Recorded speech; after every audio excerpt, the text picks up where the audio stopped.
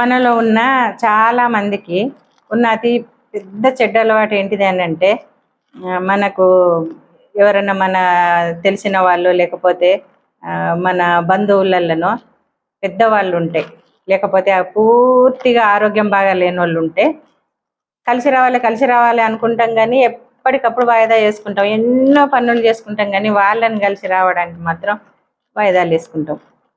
తీరా వాళ్ళకి ఏదైనా జరిగితే మాత్రం తీవ్రంగా బాధపడతాం. ఇవి చాలా సందర్భాలలో మనకు జరుగుతుంది. అయినా మళ్ళీ మనం అట్లనే రిపీట్ చేస్తూ ఉంటాం.